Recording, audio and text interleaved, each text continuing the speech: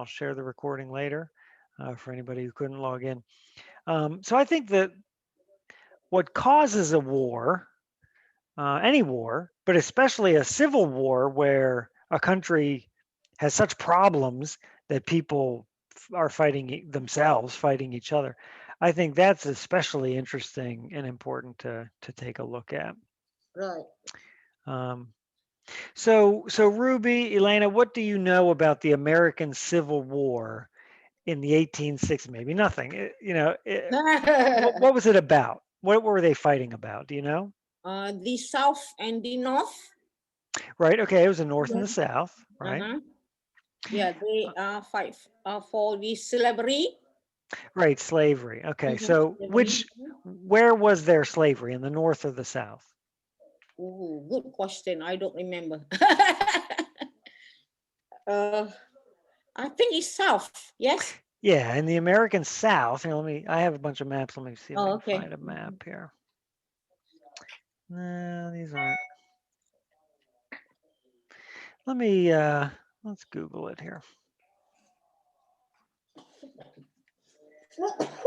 Excuse me. Let me pull up a Civil War map. Okay, so let me just pick one.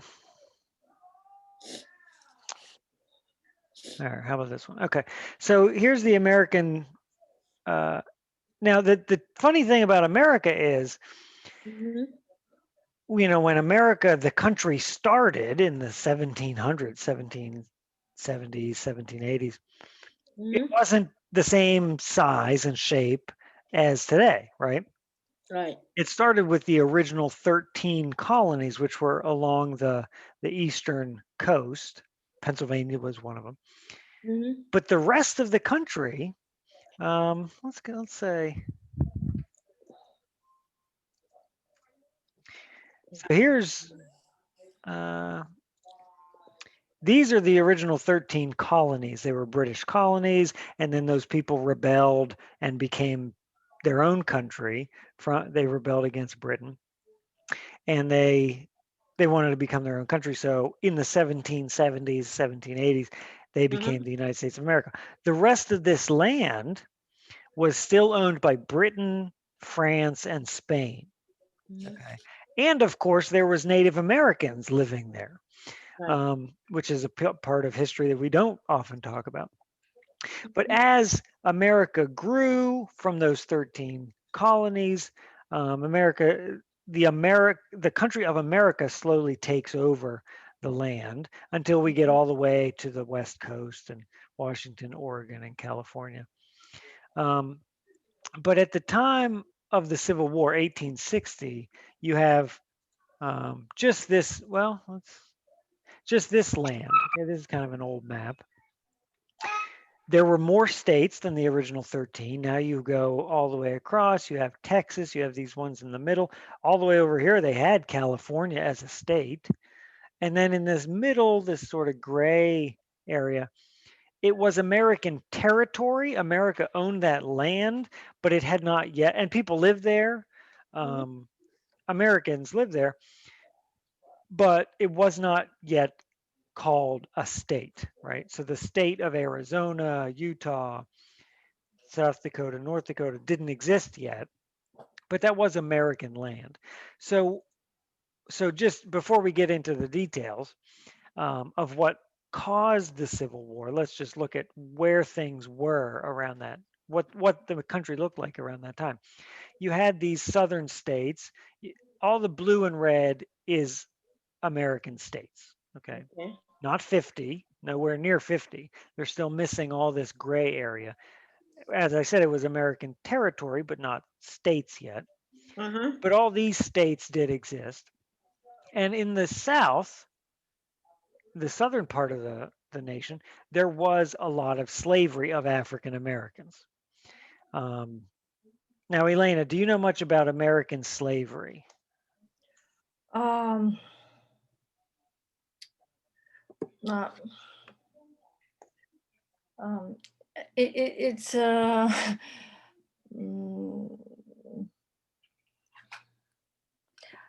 I don't know. Okay, okay. No, that's okay. Um, let's see if we can find. Now this might be a little bit interesting here, but let's see if we can find some pictures. Okay, so and Ola Wakimi, thank you for logging in. I see you logged in there. So Hi, good morning. good morning. So Ruby, who were the slaves? Who were they making slaves? When we talk about slavery, who were the slaves? African America. Right. Yeah, People yeah. from Africa, right? Africa, yeah. People from Africa Mhm. were in this as far back as the 1600s, Yes. 1600s, 1700s, into the 1800s.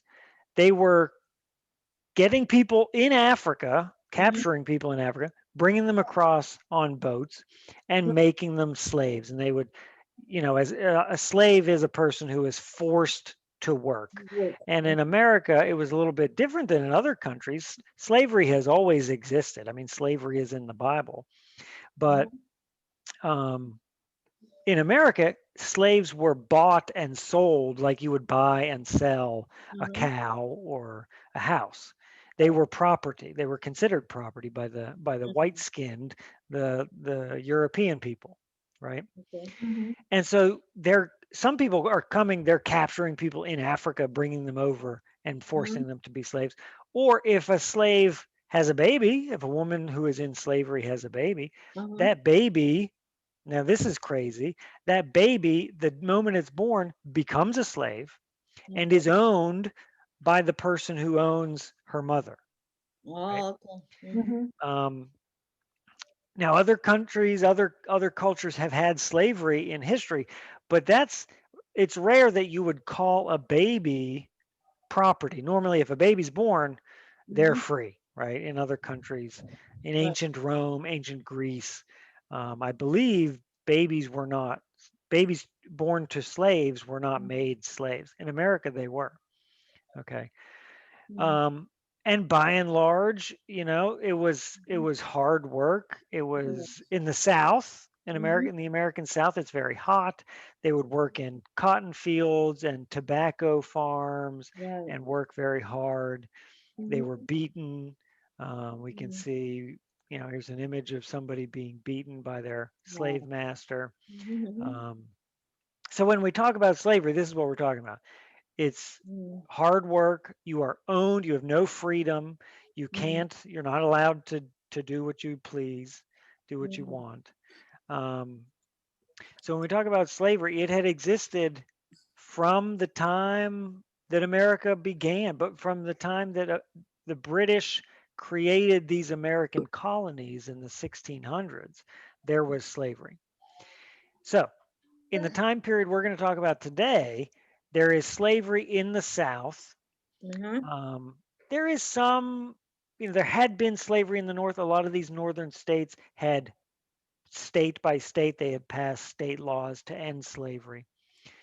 So what we're going to read today is three parts. There's three little articles that we're going to look at of what led to the Civil War.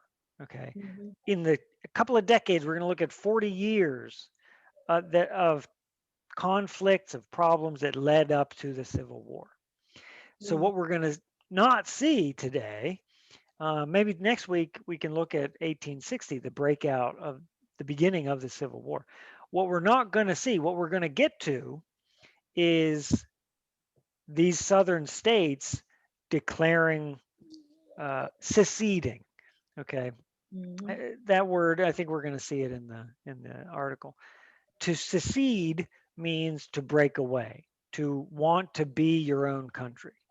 Okay. Just like the American colonies did, they sort of seceded from, well, not really, but kind of the same idea as the American colonies breaking away from Britain. These southern states, as we're going to see in this reading, wanted to break away from and become their own country, break away from the United States and become their own country. So let's jump into the reading. I think we'll see as we go. And so what we're going to look at, I always like to when I'm going to read something, especially for the GED test, if I have a reading, I want to preview it and see what I'm going to see. Okay. So the overall title today is Before the Civil War: early and mid 1800s. So when you're talking about history, it's good to have an idea of the time period you're going to talk about. So number one, Senate passes the Missouri Compromise. We're going to talk about that. They pass a law called the Missouri Compromise. And there's a map. It's going to show us what it does to the American territory at the time. Okay, here's another map, Missouri Compromise. And we're going to talk about Bleeding Kansas, a time period called Bleeding Kansas. Kansas is now a state. Back then it was a territory in the middle of the United States. That's in the 1850s. And then we have the Supreme Court rules in the Dred Scott case. This man's name is Dred Scott. And that's in 1857. So the Civil War breaks out in 1860.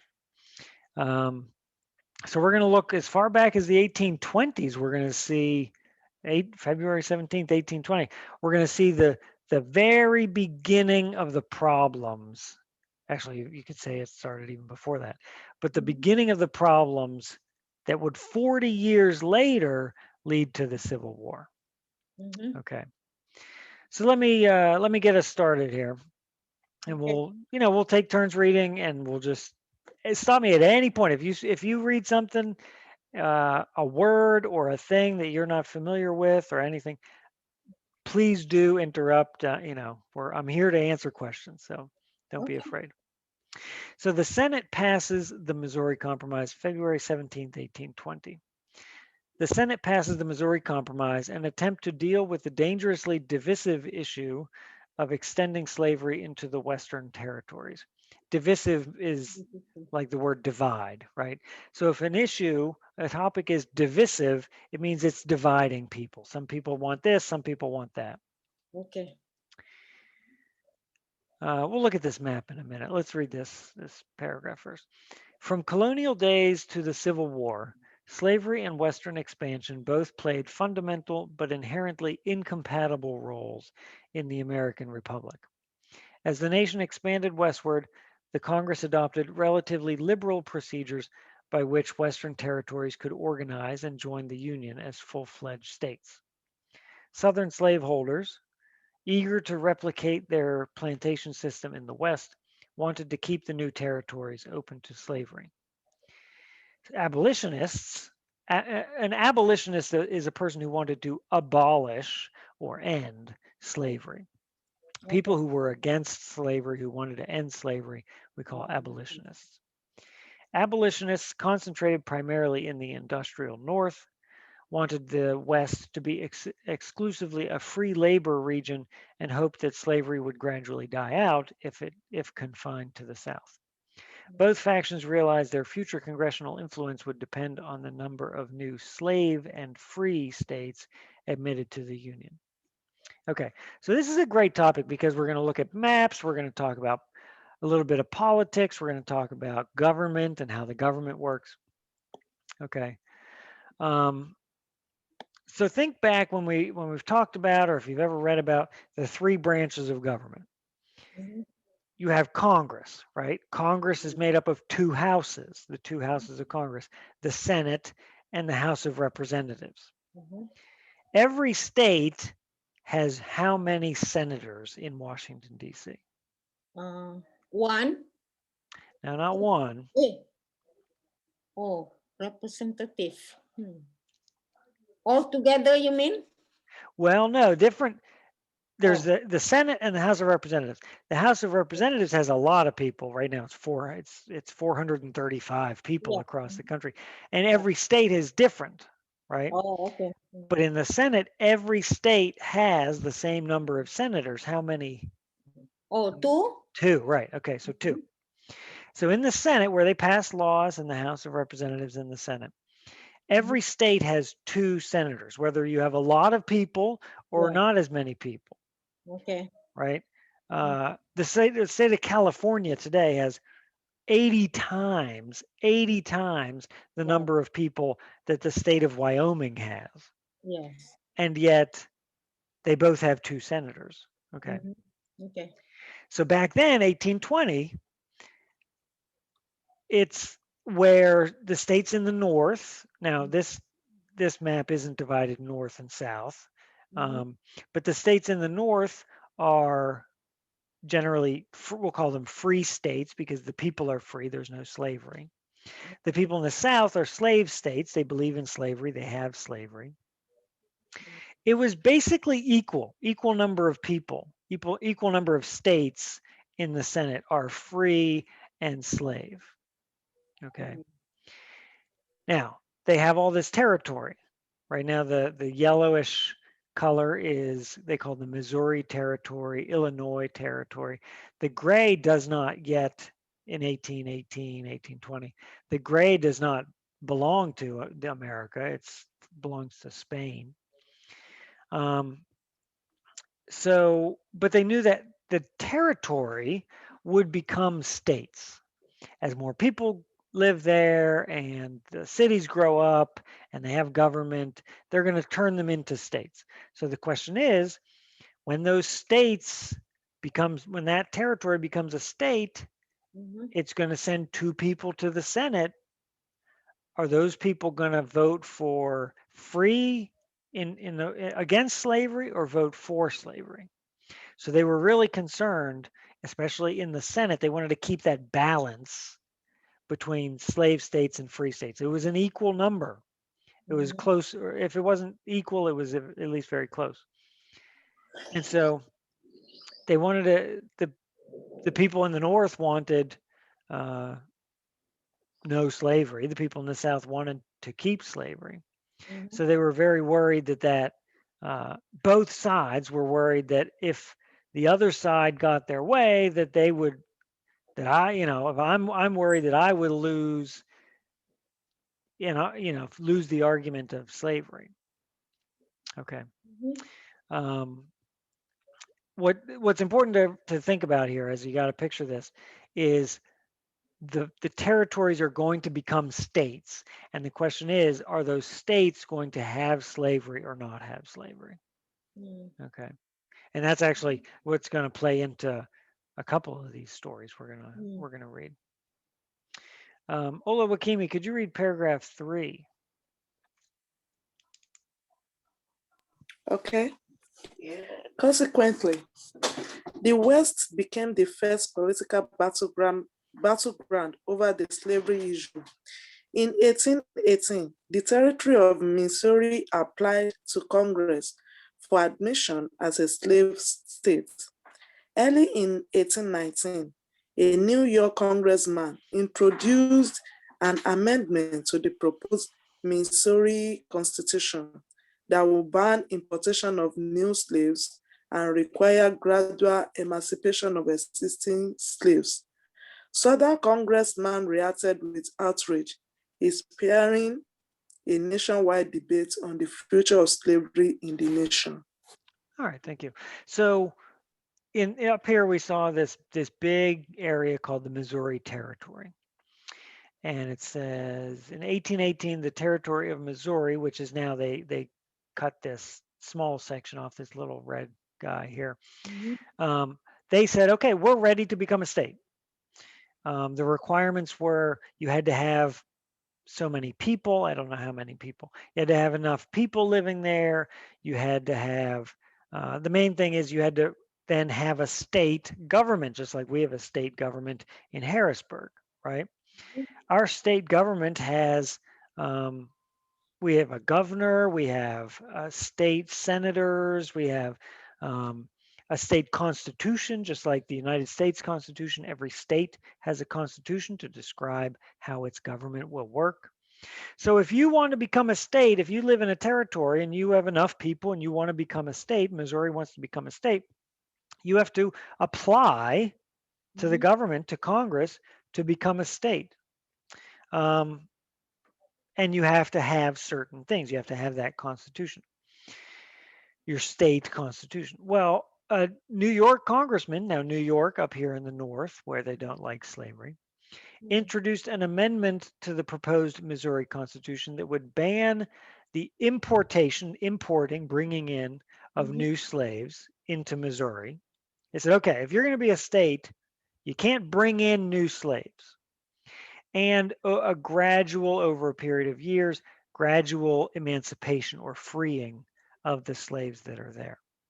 So this New York senator, congressman, says, he proposes, he says, let's make Missouri slowly become a free state, a non-slave state.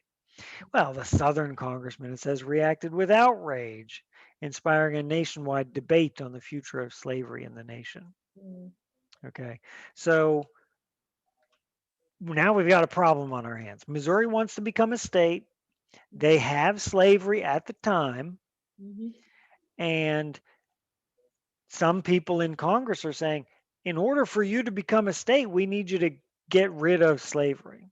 You know, so paragraph 4, over the next year, the congressional debate grew increasingly bitter, and Southerners began to threaten secession, breaking away, and civil war. So in 1820, they're threatening a civil war. It'll be 40 years before a civil war breaks out. But in 1820, the people in the South, some, were threatening that, hey, we will go to war over this issue. Okay, to avoid this disastrous possibility, key congressmen hammered together an agreement that became known as the Missouri Compromise. What does it mean to compromise? Compromise. To work together.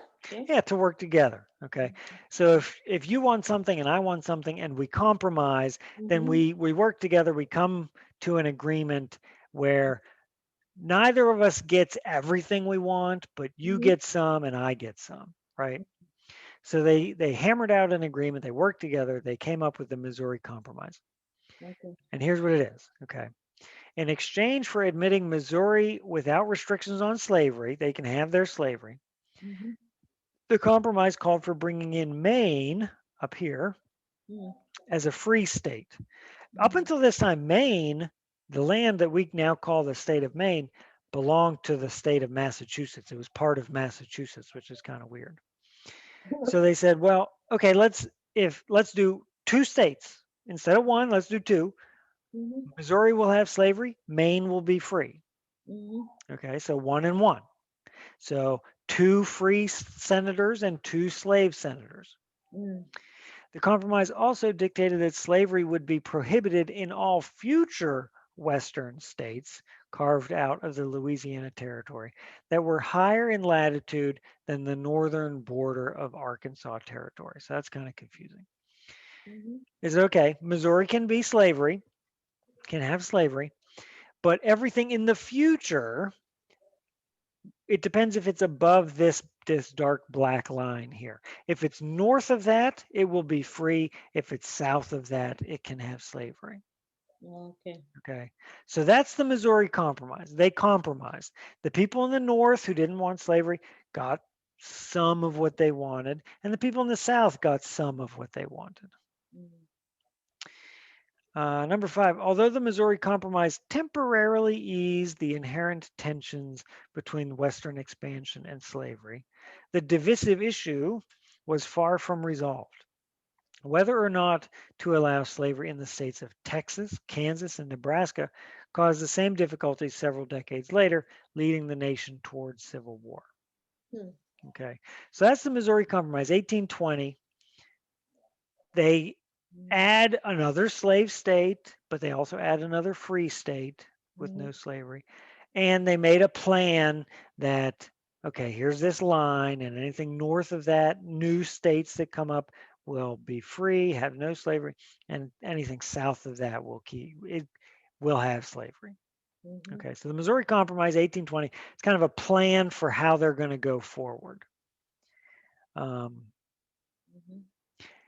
What happens was, instead of making some people happy, it kind of made nobody happy, right? The people in the South who want slavery said, no, you can't tell us when or where or how we can have slavery. We have a right to have slavery. We want to have slaves. The people in the North say slavery is terrible. We need to end it, and this does not end slavery. Right? So really nobody's happy by the Missouri Compromise in 1820. Okay, now Bleeding Kansas. Now this is a very interesting part of history, 1850s. It's very violent. Hmm. Today we have had, just in this week, we've had, unfortunately, two shootings, two mass killings where people, Yes. Mhm. went out and killed a bunch of people.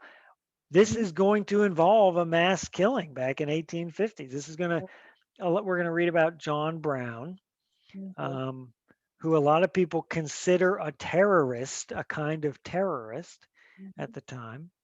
He was an abolitionist. He was against slavery. Well, that's good, right? It's good to be Mhm. against slavery. Mhm. But he used a lot of violence Oh no. um, Hmm. to fight against slavery. And some people would say, well, hey, that's okay because slavery is violent, so you're fighting violence with violence.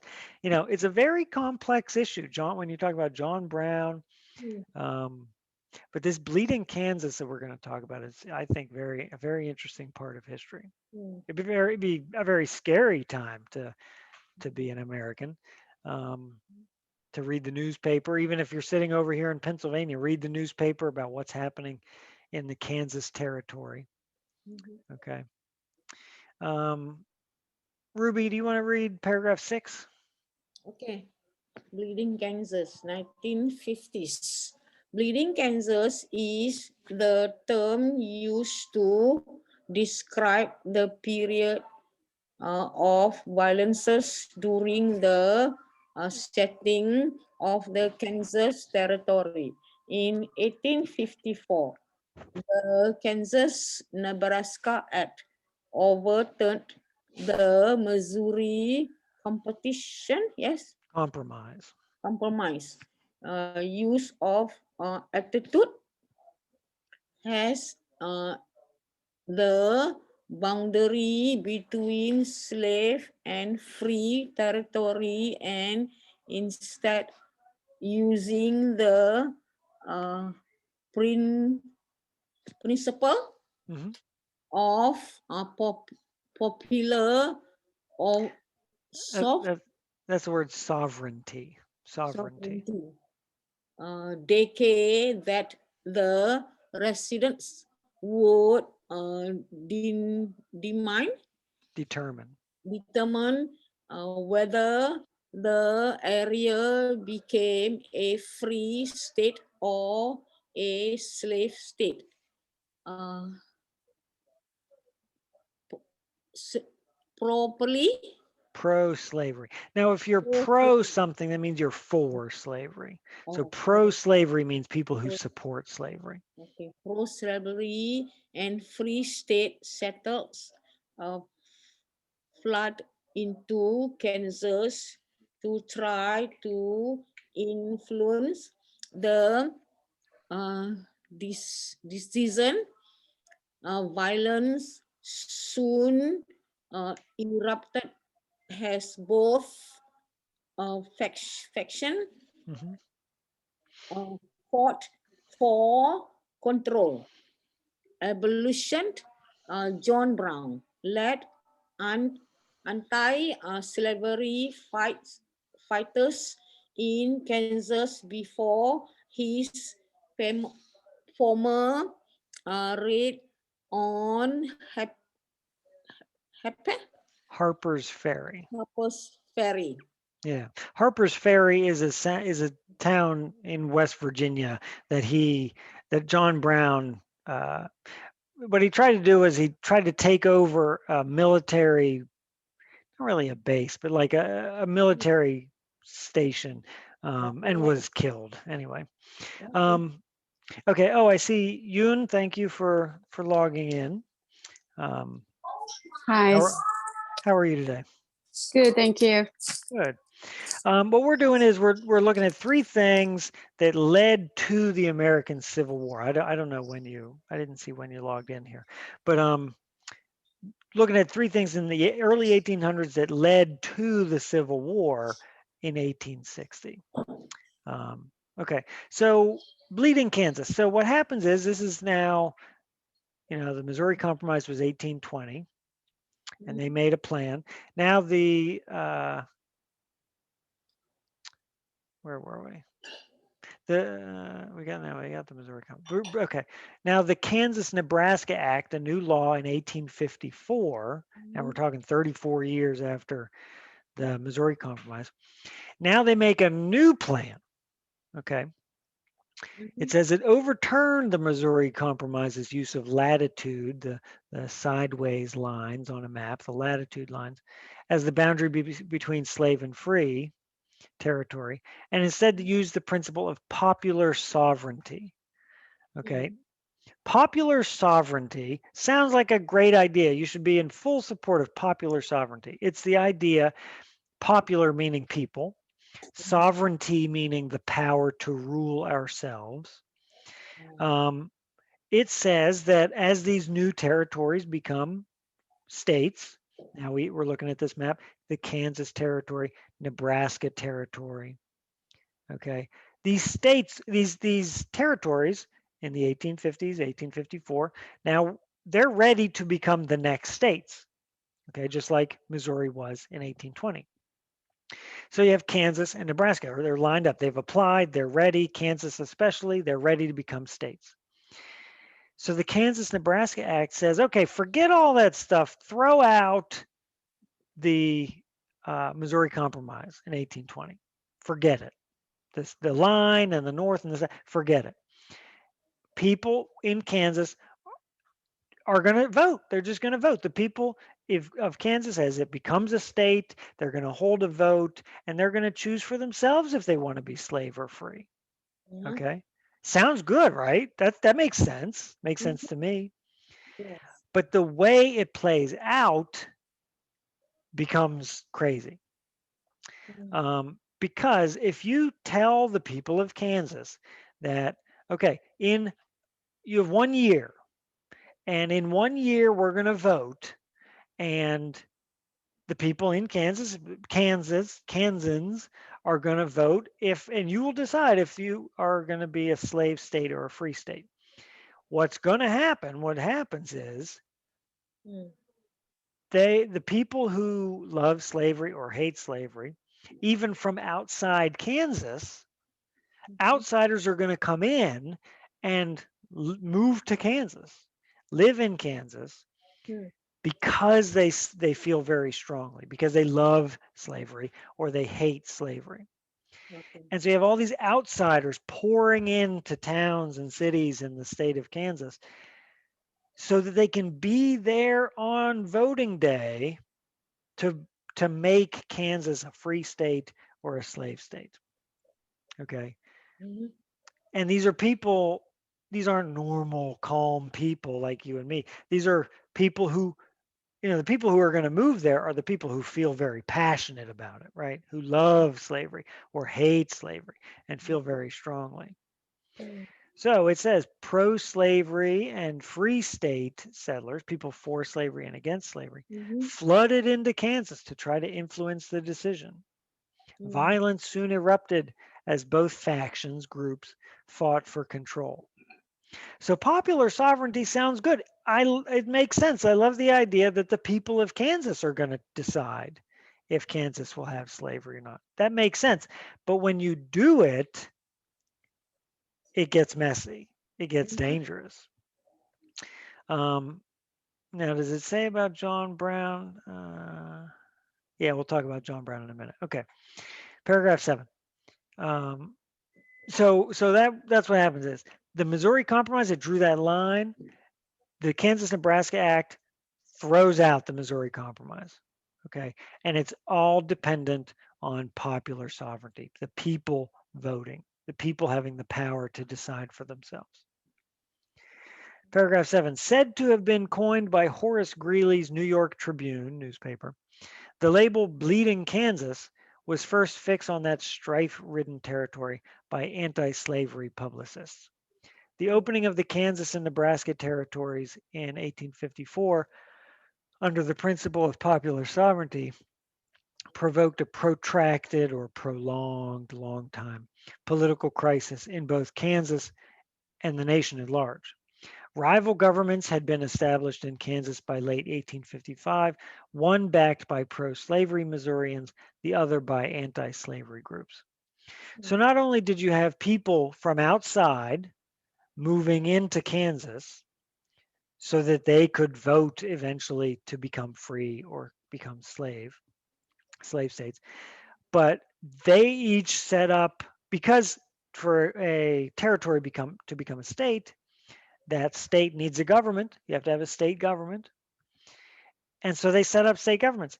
There were two separate state governments in Kansas, both saying they were the proper government. There was a pro-slavery government, a group that liked slavery, and an anti-slavery government. Mm. So and they both said they were the proper government.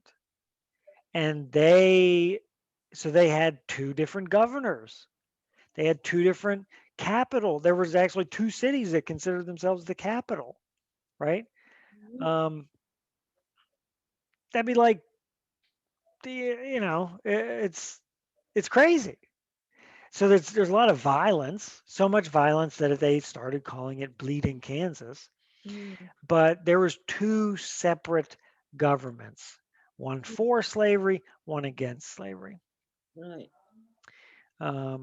That must have been just a crazy time to be alive. Yes. Mhm. Yeah. Ewan, do you want to read paragraph 8?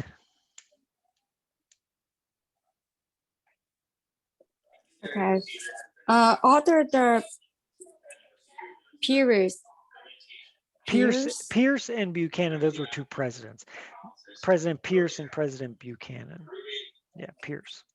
Pierce and Buchanan administrations recognized the former Republicans as well as numbers of Northern Democrats deems it from imposed by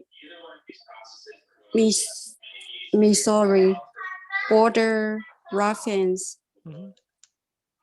Convious conflict at Canis I'm sorry, Accompanied. accompanied the political polarizations. Yeah. The volatility to be expected of a frontier area was compounded by the activities of parties interested in the slavery issue. Both the Missourians and the Northerners was reputedly shipped free state settle and armaments to the region. Okay, I'm thank you. sorry. No, that's good. Thank you. So yeah, so what we're talking about here, what we're talking about is border ruffians. A ruffian, this isn't a word we say much today, but a ruffian is a person who's very rough, who's violent, who's going to cause trouble. Okay. Okay. So these border ruffians, when you talk about Bleeding Kansas, it's Missouri border ruffians. Here's Missouri. MO is Missouri. Mhm. People from Missouri, as well as people from other states, but especially Missouri, were crossing over state lines and coming into Kansas and causing trouble. So they called them border ruffians. They were coming over the border and causing trouble. Mm. Um, uh, so that's really the main problem. It says also Missourians and Northerners were shipping free state settlers, so people, and armaments, guns, to the region. Okay. Mm. So things are getting heated, dangerous. Mm. People are, like I said, outsiders from other states, especially Missouri, are crossing the border. We call them border ruffians, and they're just causing trouble. Everybody feels very strongly, either who want slavery or don't want slavery. They feel very strongly and they're willing to fight to make it happen. Mm. Paragraph 9, hostilities between armed bands seemed imminent in late 1855, as well as over 1,000 Missourians crossed the border and menaced or frightened the town of Lawrence, a free state stronghold. Okay, so pro-slavery people were causing trouble in the city of Lawrence. On May 21st, 1856, ruffians actually looted that town, stole things. In response, John Brown orchestrated the murder several days later of 5 pro-slavery settlers along Pottawatomie Creek. 4 months of partisan or partisan is like when you belong to a political party, but here it's not really a political party. It's just when you're on one side or the other. 4 months of partisan violence and depredation, or just problems, ensued. Small armies ranged over eastern Kansas, clashing at Blackjack, Franklin. These are towns. Blackjack, Franklin's, Fort Saunders, Hickory Point, Slough Creek, and Osawatomie, where Brown and 40 others were routed in late August. Let me see a picture here of John Brown.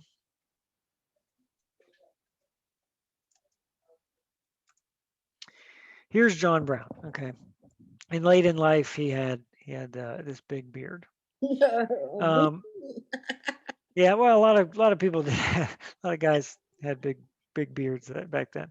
So he was an abolitionist. Good thing, right? He was against slavery. That's good. Right. But what happened is, like I said, he decided to use violence to fight slavery. So in 1856, John Brown and I think like 4 or 5 of his sons, he led a group of a bunch of people, several of his sons. And what they did was with swords, right? This is a time where they had guns, but they used swords to break into some houses, 5 pro-slavery settlers, and just kill them with swords, hack them up very, very violently. Wow. Because they supported slavery, because those people supported slavery. Right. So again, I agree that slavery is bad, but I'm not going to go chop people up with a sword Right. because of it, right? So but that was life in Kansas. Like that was how dangerous and crazy it was. And here's, it's small armies, it says, had clashes in all these towns across the state. It was when we talk about bleeding Kansas, the 1850s, this is all because, why is this violence happening? It's only because Congress said that when Kansas becomes a state, they will vote popular sovereignty. The people will vote whether or not there's slavery. Because of that, which is a good thing, popular sovereignty, people deciding, that's okay. Because of that, all this violence is happening. Because the people want to win that vote, right? If you're pro-slavery, you want the pro-slavery votes to win on that day. If you're against slavery, you want to win on that day. So popular sovereignty is good, but when you actually do it, it can be problematic, to say the least. John W. Geary, appointed territorial governor in September, managed to cool the border war with the aid of federal troops. They bring in the U.S. Army. But Kansas had hardly ceased bleeding, as became apparent in 1858 with the Marais des Cygnes massacre, another town, massacre of 5 Free State men and pronounced disorder in several counties. So 1858, there's still craziness going on in Kansas. Although Kansas in that year once and for all rejected the pro-slavery Lecompton Constitution, it was one of the 2 battling state constitutions. Such violence continued on a smaller scale into 1861. So I don't know really when, really it says in that year, 1858. That was kind of when the decision was made that Kansas will be free, a free state, no slavery. Right. But just because the decision is made doesn't mean that everybody just hugs and goes home, right? So you really have, that's one of the things. Think if you were living back in 1855, 1858, living here in Pennsylvania, doing whatever, You're going to read the newspaper every once in a while, and there's going to be a story of just crazy stuff happening in Kansas because of the question of will Kansas have slavery or not have slavery? And then you think, well, boy, there's all these other territories, Right. right? Nebraska, here's all this other land's going to become territory, or land, all the other territory is going to become states. What's going to happen then? Is everybody going to act like Kansas did? Must have been a scary time. Okay. Yeah. So now 1857, let's keep going. Supreme Court rules in Dred Scott case. 1857. Now we're talking about in Washington, D.C., the Supreme Court.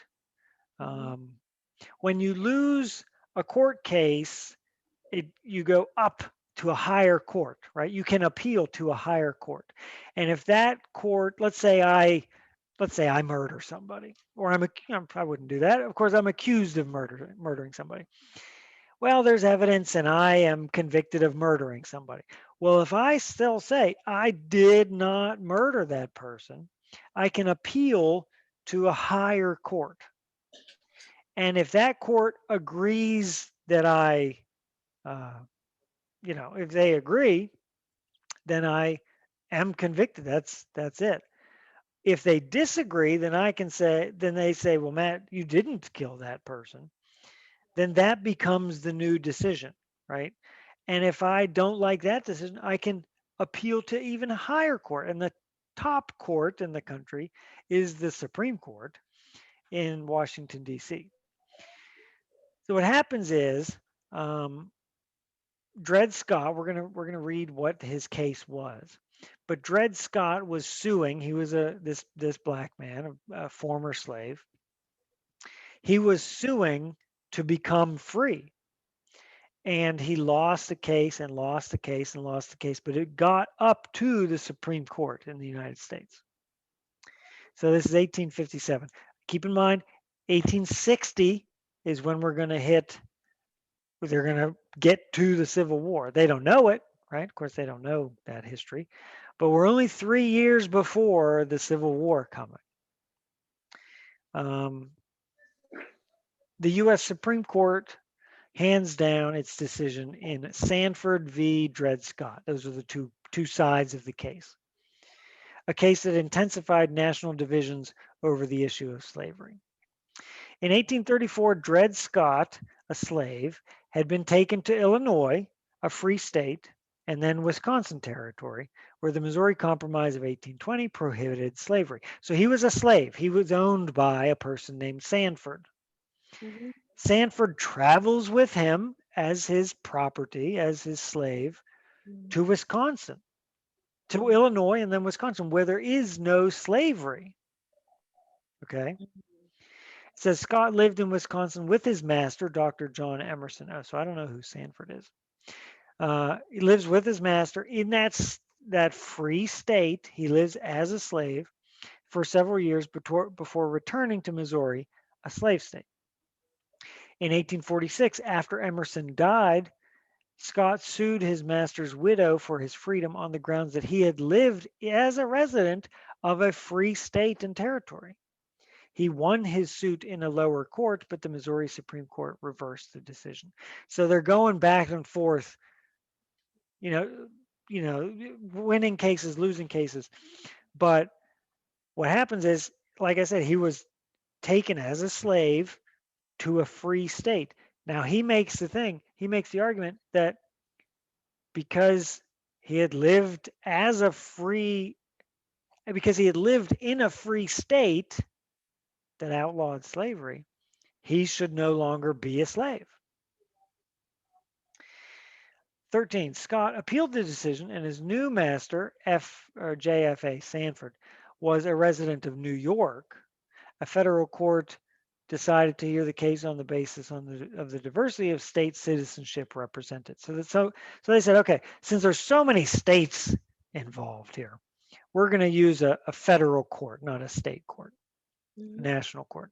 After a federal district court decided against Scott, the case came on appeal to the United States Supreme Court, which was divided along slavery and anti-slavery lines, although the Southern justices had a majority.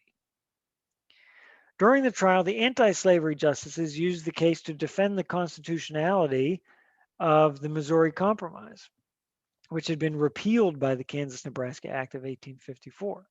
So they're going back and saying the pro-slavery or the anti-slavery, people who don't like slavery, justices on the Supreme Court are saying, hey, remember that Missouri Compromise? We should be going by that. Mm. The Southern majority responded by ruling on March 6, 1857, that the Missouri Compromise was unconstitutional and that Congress had no power to prohibit slavery in the territories. Mhm. 3 of the Southern justices also held that African Americans who were slaves or whose ancestors were slaves were not entitled to the rights of a federal citizen and therefore had no standing in court. So some of the justices said, hey, Dred Scott, you're a former slave. You can't even sue in the United States. They said, slaves are so below being a citizen that you can't even sue in a court. These rulings have all confirmed that in the view of the nation's highest court, under no condition did Dred Scott have the legal right to request his freedom. So he lost. The Dred Scott case in the Supreme Court is a bad thing. Mm. They said, not only do we not agree with your argument that you were living in a free state, but hey, you're a former slave. You can't go to court. Mm. The Supreme Court's verdict further inflamed the irrepressible differences in America over the issue of slavery, which in 1861 erupted with the outbreak of the American Civil War. Mm. So these 3 issues, what do we got? The Missouri Compromise Mhm. and the Kansas-Nebraska Act, Bleeding Kansas, are trying to make a plan for how the territories can become states, and whether or not you like slavery or are against slavery, you're going to feel that those new states Mhm. should or should not have slavery. And then, of course, the Dred Scott case says, the states have a right to decide. Mhm. Okay. So these 3 things, whether or not you like slavery or are against slavery at the time, you're angry about these things happening. Mm. Okay. So next week, what we can do is we can read about the election of 1860, Okay. because in 1860 they had a presidential election and Abraham Lincoln, spoiler alert, Abraham Lincoln becomes president, Mhm. and the South, let's see if we can find that map again. The South was upset that Lincoln became president. Mm. And it was largely because Lincoln was elected in 1860 that the South said, oh, enough's enough. We're done. We don't want to be here anymore. We don't want to be part of America anymore. Because from 1820 in the Missouri Compromise, you have this long series of complaints, problems that people in the North and the South are not happy about. Okay. So I know, we covered a lot. Do you have, what questions do we have? No question. No? Yeah, but I still learn about the history, things like that. Mhm. Yeah, good. Yeah. Mhm. Okay. Oluwakimi, Yoon, do you have any questions? No, No, thank you. Okay. well, I think the Kansas whatever, the Missouri this thing, we read it before. We did something like that before. Okay. Yeah, maybe we've taken a look at Yeah, this before. we did something like that before. Mhm, mhm. It's sometimes you're like, well, this is not the most not the most interesting things, but But what you have to realize is, and what I try to think of as when I read history, is how does this affect everyday people's lives? I think that's what makes history interesting, right? I don't care about these laws about, what state is going to do what and who cares? It's laws, it's boring. But what you think about when you read about Bleeding Kansas, it's because of those laws that things got crazy. People were dying, people were attacking, burning down each other's houses. John Brown is breaking into people's houses and hacking them to bits with swords because of those laws. Right. So sometimes, I mean, laws are boring. Who cares about the Kansas-Nebraska Act, the Missouri Compromise? But those laws, when you put them into the world, they cause problems, or they cause good things to happen. So, think about what would it have been like. What I think is interesting is you think, what would it have been like to live at that time? And also, as we lived this past year, we've lived through Mhm. a lot of racial protests and problems, and people were for President Trump, against President Trump, and sometimes it feels like we got big disagreements there. We've had the pandemic, of course, which is its own thing. But when you think back and you say, okay, well, I'd rather be living now here than in Kansas in 1855. It was terrified. It's interesting. It's good to, especially as you think about today, Mhm. you compare it to other times, other things that have happened, other times you could be alive, and I think that's what makes things Yeah. interesting. Yeah. Mhm. It was crazy. Oh, scary. Yeah. Oh, yeah, it must have been. I mean, and we're just going through this very quickly, but thousands of people, Yeah. hundreds, I think hundreds of people were killed Yeah. in this time period we call Bleeding Kansas, Right. only because they were going to decide if it's going to be a slave state or a free state. So, Right. it's interesting. Yeah. Okay. So I'll share this reading. I suggest you read it over this weekend. Okay. You and I will look up your email address. I'll send you an email this afternoon. I'll send this recording if you want to re-listen to it or Mhm. whatever. You're welcome to. If you Okay. have any Okay, questions, thank you. yeah. If you have any questions, send me an email. Email me back. Let me know if you have something you want to read about in the future. Anything Okay. at all. Next week, I think we will focus on the next step, which is 1860. I don't know that we're going to talk much about the Civil War, but today we talk about what began the Civil War, what caused the Civil War. So Right. let's actually go one step further next week and look at the Mhm. election of 1860. Okay. Awesome. Yeah. Okay. Well, thanks for logging in, everybody. I appreciate your time, and Thank um, you. Mhm. yeah, have a great day. Thank Yes, you too. Mhm. All right. See you later. Okay. Okay, Bye. thank you. Bye.